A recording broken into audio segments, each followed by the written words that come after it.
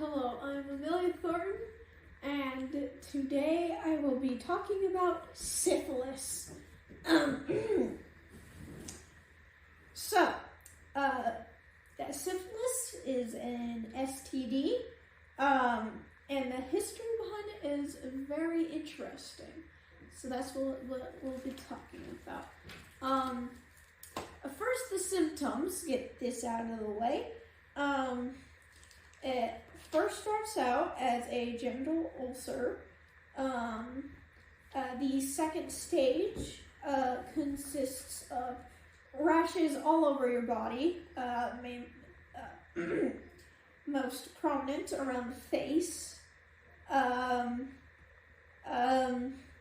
You get very tired because this is a disease.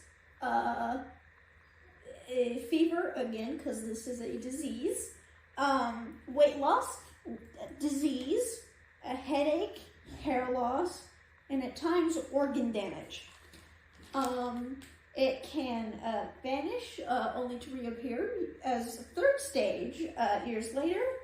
Third stage consists of disfigurement of skins, organs, and skeleton.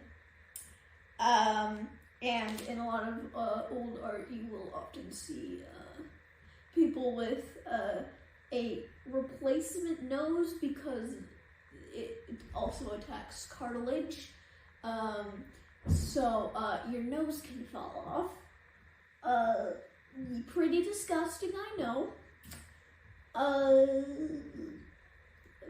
But yeah, that is a thing that can happen if it goes untreated. Now the most terrifying version of it is neurosyphilis, and this is also my favorite version because it's very interesting. But I'm just going over the history of it, and I'm not going into the specific cases of it, just the overall history. Neurosyphilis can cause loss of control, the ability to feel pain, and the loss of the ability to feel temperature. There's no hiding it because it causes dementia, mania, all of the scary brain stuff. Now, the history of it. It was first recorded in 1495, the Italian First War. The Italians would call it the French disease because it started with the French, although the French would say that it's the Italians' fault, even though it was their fault, because some of the same French guys from the First Italian War also sailed to the Americas with Christopher Columbus, which is where it is believed to have started. Although this is being debated because it could have also because there's also some very early cases of a type of it in some really early burials in Europe, but those could also be misidentifications because syphilis is also known as the Great Imitator because it imitates quite a lot of different diseases. So it's still being debated, but it was most likely started in the Americas. Now, one of my favorite facts about this is since it appears on the skin, and it is caused by skin-to-skin contact, but is mostly transmitted by sexual means. Priests, nuns, and even one pope caught it. Which, in case you didn't know, these people are banned from any form of sexual things. So you can imagine the hypocrisy, not only in not practicing what they preach, but also the fact that their sins were open to the world to see. And this is what you guys get for being hypocrites. Anyway, what a cool fact, the Scottish name for it was the Grand Gore. Scary. One of the first forms of medical cure was mercury. And if you know anything about mercury, that's bad. Don't use mercury. It will kill you. And it literally does nothing against syphilis. The first they discovered what bacteria caused it in 1505. All this bad stuff happening. But wait, it gets worse. There was an Austrian doctor who used malaria to cure patients who were paralyzed because of the third stage, and some of them also had the neurosyphilis, which means that they're not all right in the head.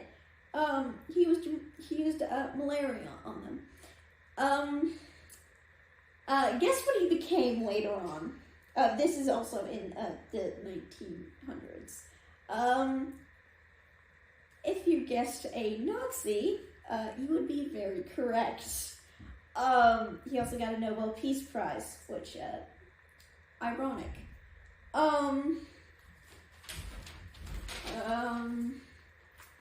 In 1907, a Japanese researcher and German scientist by the names of Sahachiro Hata and Paul Ehrecht found that a newly created chemical called salvarsan was effective against the disease, and by 1910, salvarsan was in clinical trials.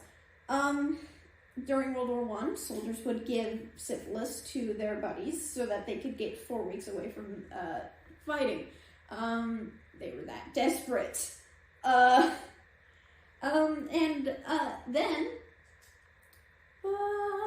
penicillin was invented, which I won't go down another rabbit hole about this because we're trying to focus here. But penicillin was discovered entirely on accident. But yeah.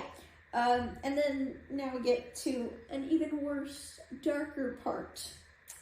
In 1932, the Tuskegee syphilis study started. Now, you guys might have heard of this in health classes and history classes, but in my school it was touched on briefly before going on to another thing. But it was very bad, and this is an overview of it. If this gets too bad, don't look up the actual, stuff on it. So yeah, this is the overview of it. So they gathered up 600 African American men from rural Alabama, and they tested them all for syphilis. 399 were infected. The doctors only told these 399 that they had bad blood, which was used for a wide variety.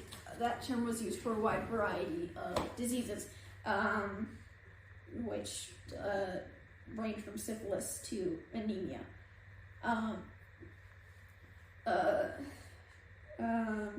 The study was supposed to only last for 6 months and end with treatment, but you can probably guess that that is not what happened.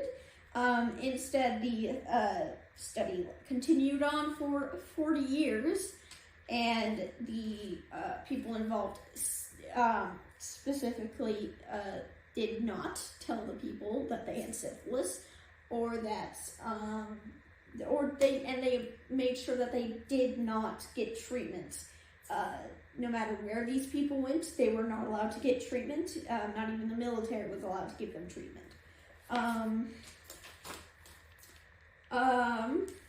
And when the study came out, it was pretty good for a while. But then around the 50s and 60s, people started asking questions. And in 1972, Peter Buxton finally leaked the horrible atrocities committed during the studies to the press, which blew up. It was raised in court, and they passed a law forbidding anything of that to ever happen again. But it was unfortunately too late for 128 of the participants that had already died. And this is why some African American communities still don't trust the American health system, and I personally don't blame them. That is a horrible thing to have happened to their people.